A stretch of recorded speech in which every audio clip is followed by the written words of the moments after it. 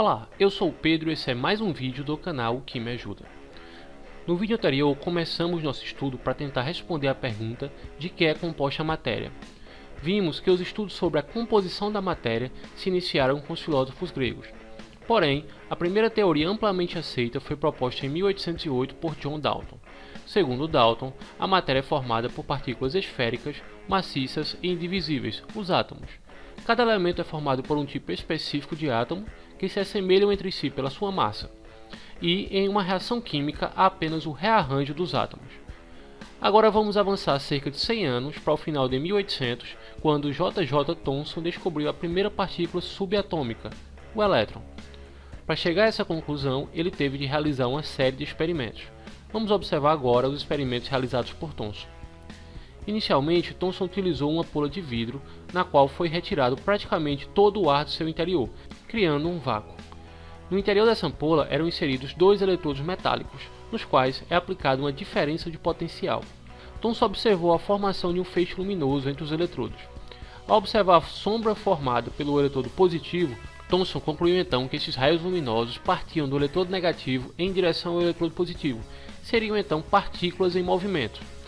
E o nome dessas partículas que ele deu foi raios catódicos, pois eram emitidos a partir do cátodo em direção ao ânodo. Cátodo do eletrodo negativo e o ânodo do eletrodo positivo. Thomson observou que, independente do tipo de material utilizado nos eletrodos, os raios sempre eram emitidos a partir do eletrodo negativo em direção ao positivo, um indicativo de que essas partículas possuíam carga negativa. Para comprovar sua suspeita, Thomson fez um novo experimento, no qual ele gerou um campo elétrico para observar em qual sentido os feixes se deslocavam. Thomson observou um deslocamento nos raios catódicos sendo atraídos pelo eletrodo positivo. Dessa forma, confirma-se que os raios catódicos possuem cargas negativas, logo são atraídos pelo polo de carga positiva. Thomson já havia concluído que os raios catódicos eram formados por partículas em movimento de carga negativa, porém buscava compreender se essas cargas possuíam massa. Para tanto, ele fez um novo experimento, no qual inseriu no interior da ampola de vidro uma ventoinha muito leve. Com a formação dos raios catódicos, Thomson percebeu que a ventoinha começava a rotacionar, indicando que as partículas que compõem os raios catódicos possuíam massa. Partindo desses experimentos, Thomson conclui que os raios catódicos são formados por partículas em movimento que possuem carga negativa e que possuem massa. Essa massa foi posteriormente calculada como sendo 2000 vezes menor que a massa do átomo de hidrogênio, menor átomo conhecido. Dessa forma, essa partícula seria menor que o átomo, sendo nomeada então de elétron. Como o átomo é uma partícula neutra, Thomson supôs então que também existiam partículas de carga positiva no átomo.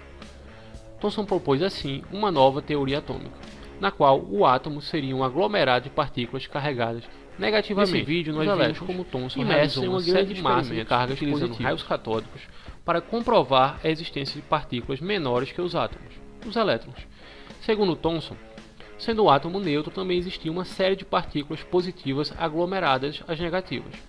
Dessa forma, vamos evoluindo nossa resposta para a pergunta de que é composta a matéria. Chegamos à conclusão, portanto, que a matéria é composta de partículas neutras, os átomos, que por sua vez são compostos de subpartículas de cargas negativas, chamadas de elétrons, além de partículas positivas. Porém, até então, pouco se sabe sobre essas partículas positivas, mas esse é um assunto para os próximos vídeos.